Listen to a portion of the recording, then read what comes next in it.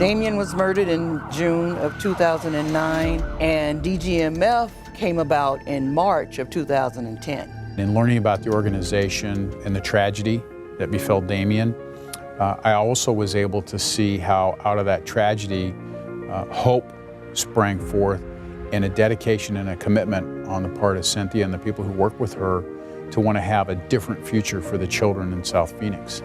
My name is Cynthia Lazaro. I am the founder and the executive director for the Damion Gosa Memorial Foundation, as well as the House of Helps Community and Worship Center. I was raised by a single mother. I grew up without my dad. And I often heard by many of the administrators, by even some teachers that, hey, the only option you're gonna have is either dead or in jail. When I look at the organization, DGMF, and I see, she took something that was very negative, with the death of her son, and she turned it into a positive.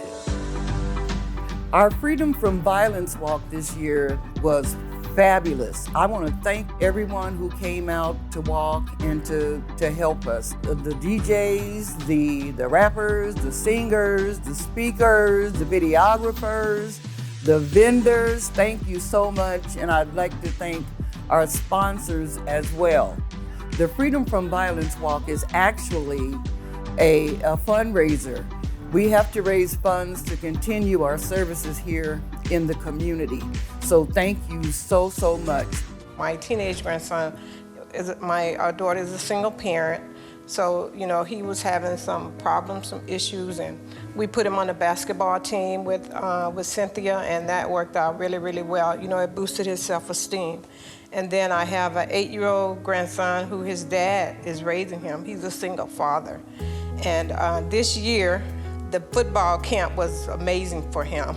What we do is fertile soil. We are building the future with our children. So when you give, these children are able to learn, their character is being built, they learn integrity and respect, and they lose that sense of entitlement. Now there's so many people whose lives are actually impacted by it on a daily basis, whether they come and they get refuge from the streets, or if they need meals or just the summer programs and things and such, they got a place that they can come to and not have to someday allow that to be their outcome.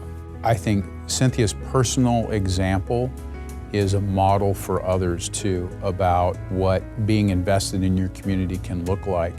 I believe that God orchestrates people, even if it's for a moment, but each one can touch one. A jewel.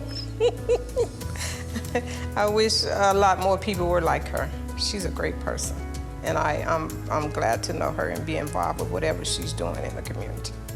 She's gonna receive you, with open arms, just so that you too can actually help her in her fight for the community.